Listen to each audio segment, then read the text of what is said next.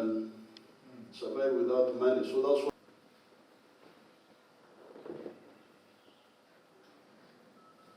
in their homes, they grow what they eat. Many of them are producing raw materials.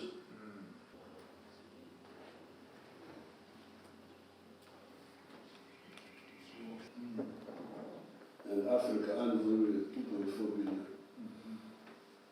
Now, a kilo of coffee,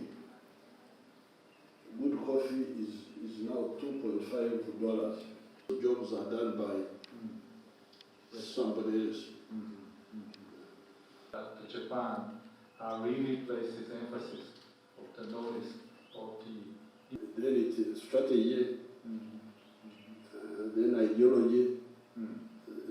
It was rather than margins. So differentiate.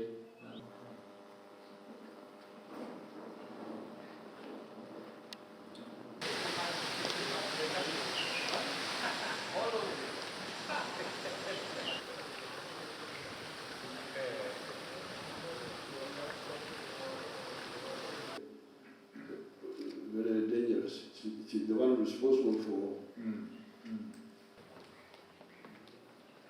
Now, out of the 25 billion,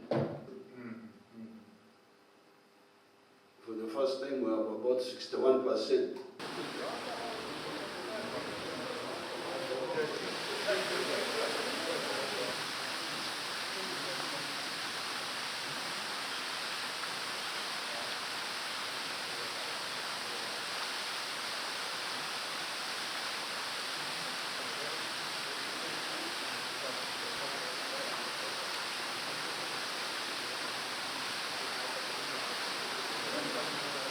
My views are well documented,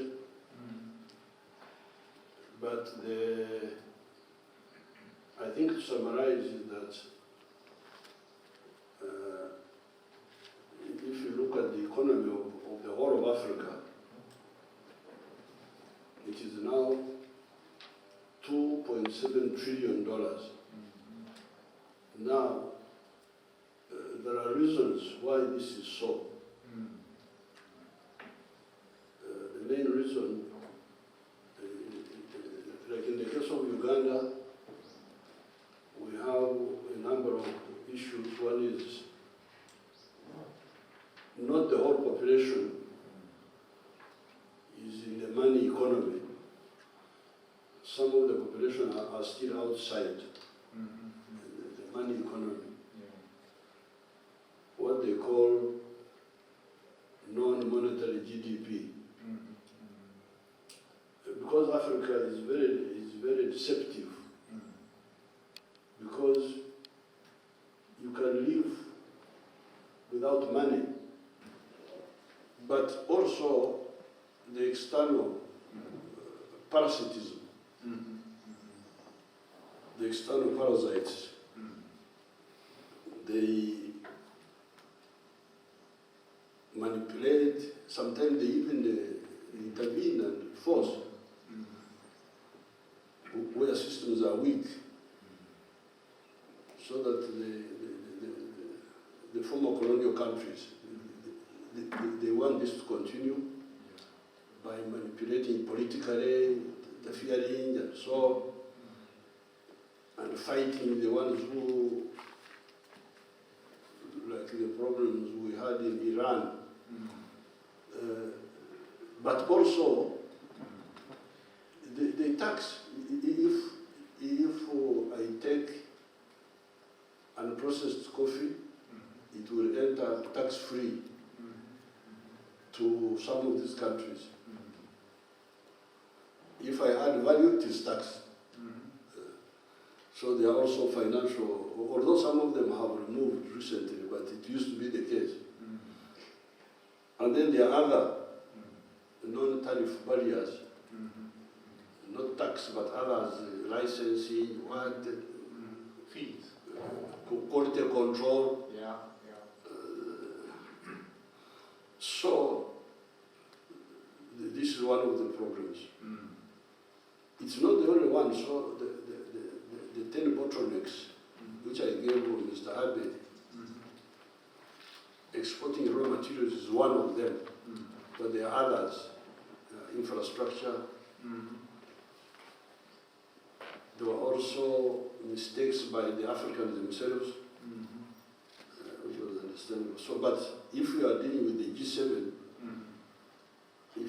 I think you have done some good work in Southeast Asia. Now come here. Yeah, they have graduated already. And then also share this with the others. Yeah. Because what is true of coffee is for everything. Is for all other things. Yeah. Minerals, materials, everything. So really, I think this is the bigger, the area where you can see now there's a lot of crisis in Africa, in West Africa, in military coups. Those young soldiers, who were with one of them in Russia, the one of Burkina Faso. They just fed up with these traitor politicians. We would like to further strengthen bilateral relations with Uganda by following up on the outcomes of Decade 8. And amid Russia's ongoing aggression against Ukraine and the military conflict in Sudan, it's time for Japan to strengthen our cooperation with Uganda. So Uganda joined the African peace missions to Ukraine, received a number of refugees from neighboring countries, and actively contributed to peace and stability of the world. So, as the G7 presidency, Japan attaches great importance on listening directly to the voice of Africa. And Prime Minister Kishida visited Africa in May and invited the Union of Comoros, where you President to G7 Hiroshima Summit. So against these backdrops, I decided to visit 3 African countries as the Japanese Minister for Foreign Affairs. So I'm really glad to be here in Uganda. So looking forward to listening to your thoughts today. So thank you very much, Your Excellency.